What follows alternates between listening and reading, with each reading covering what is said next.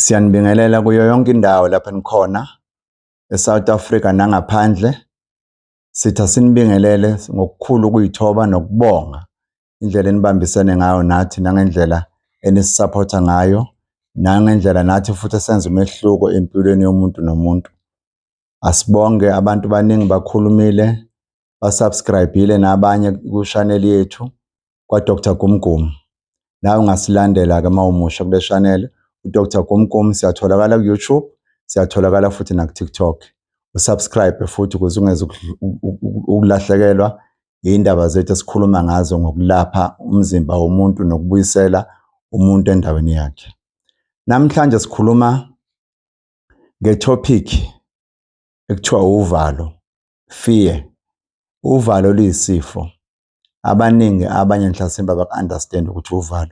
Uvalo luyisifo esikhandwa abathakathi noma esikhandwa abantu abasuke befuna ukumisa impilo yakho.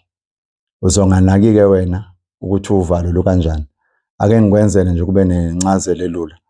Uvalo kuba yinto ekushayayo uthuke. Mase uthukile awusakwazi ukucabanga kahle lokho kumele ukwenze, ubusutatazela ususaba. La ekhaya-ke siyabasiza abantu abaningi abanenkinga yovalo sikwazi ukuthi umuntu esimbuyisele endaweni yakhe. Uvalo luyisifo esikhandwayo esenziwa abathakathi noma esenziwa umuntu osuke efuna ukumisa impilo yakho noma umuntu osuke efuna ukuku-disorganize noma ukukuphazamisa. So uvalo luphenduke lube yisifo kuwena ongeke uze usinake ngoba kuyisifo esicashile. Uma unovalo ayikho into ongayiplana iye phambili ngoba lulodwa nje liyakuphazamisa. Uvalo nje lulodwa liyakwazi ukuthi likwenze ukuthi usabe. And uma une-fear, ngisho biblical, umuntu one-fear cannot what you call go anywhere. Ngisho eBhayibhelini khona ivesi elikhuluma ngalokho. So la ekhaya-ke siyakwazi ukuthi umuntu simlaphe luphele lolo valo lisuke lumphethe. Kwesinye isikhathi likushaya uvalo wome, and ngesikhathi uwoma ungaze uphelele ngisho nawo umoya, ungamelwa ngisho nayinhliziyo ngovalo. And uvalo kwesinye isikhathi likwazi ukukushaya usabe uzwe nesisi sakho ngathi sigcwala umoya ngovalo nje uma kusuke kuthiwa unaleso sifo sovalo. And uvalo uma likushaya ligcina likhanda into ekuthiwa ingcindezi egazini lakho noma emzimbeni wakho.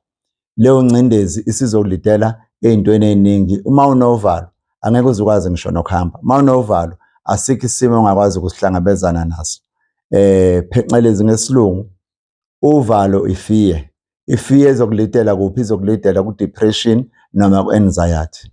Leso-ke isimo kumele ngabe uyasisukumela sikwazi ukuthi sisizane nawe ukwazi ukuthi ulapheke kusona. Uma ufuna usizo lalapho uyakwazi ukuthi ukhulumisane nathi noma usiWhatsApp. Siyacela-ke uma usiWhatsApp ukwazi ukuthi wenze izinto zibe lula ngokuthi usithinte enambeni yethu elula ethi 071 299 999 071 299 999. Siyatholakala ku-WhatsApp. And amanye amaphasela ezifo noma izimo ey'kanjalo ey'suke ziyincane siyakwazi ukuthi umuntu sibe nendlela ukuthi simthumelele khona nanoma yikuphi lapha khona kuyo yonke iSouth Africa nangaphandle. Okwakho ukuthi ukwazi ukucommunicate nathi kwa-Dr. Gumgum. Ningakhohlwa ukusilandela ukuze kuzoba lula ukuthi nanokunye sini-update ngakho kube khona nikwazi ukuthi nikwazi.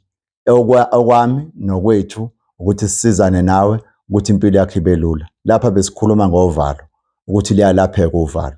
So musu kusabiswa umuntu ethi uvalo alilapheki noma musa nawe uma usuyibona usunovalo obengenalo before ungazalwanga nalo, into ekumele udile nayo leyo ngoba isuke iyingozi.